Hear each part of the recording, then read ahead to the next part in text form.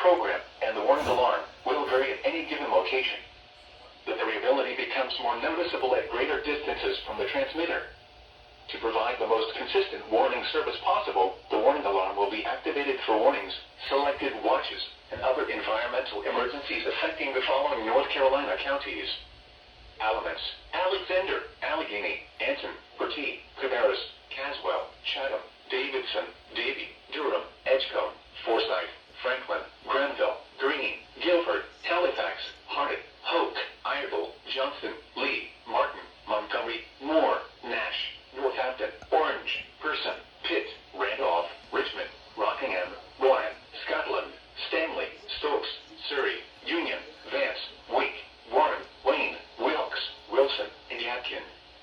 The warning alarm will also be activated for the following counties in South Carolina: Chesterfield and Marlborough, and the following counties in Virginia: Brunswick, Carroll, Grayson, Henry, Mecklenburg, Patrick, and Pittsylvania. This includes the independent cities of Galax, Martinsville, and Danville. Repeating, the National Weather Service has just activated the public warning alarm tone in the test of the Weather Radio's warning alarm system.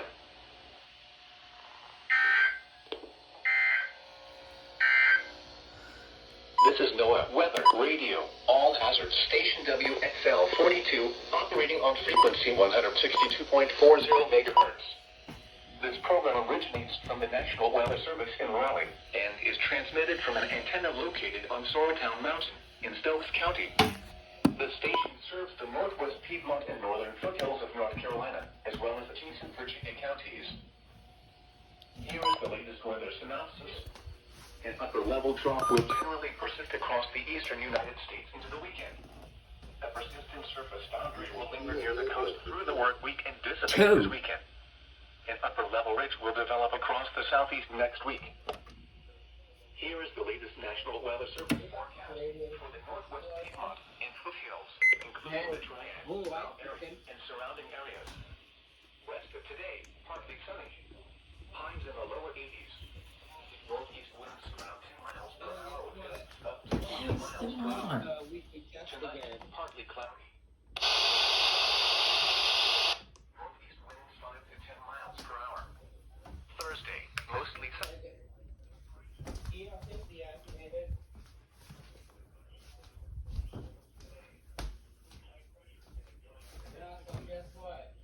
On. Around 5 miles per hour. There we go. Okay, well, the 519 Dakota are 2 RWTs, not 1, but 2, so.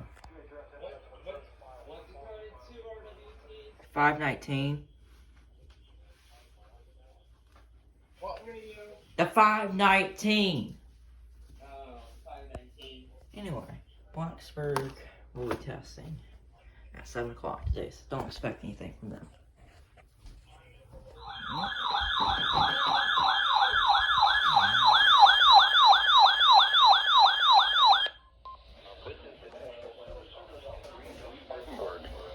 The preceding signal was a test of weather radio station KJY85's public warning system.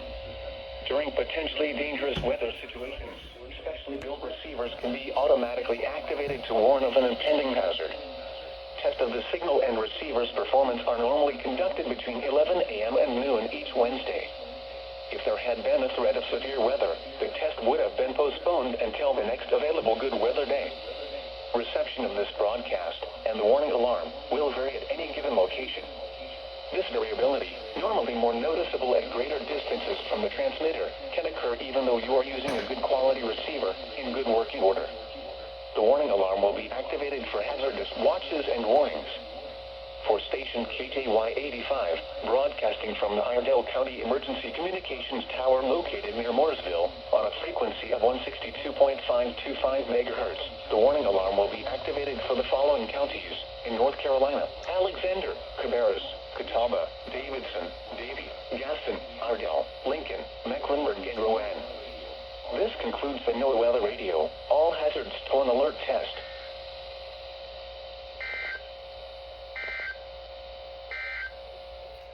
The Charlotte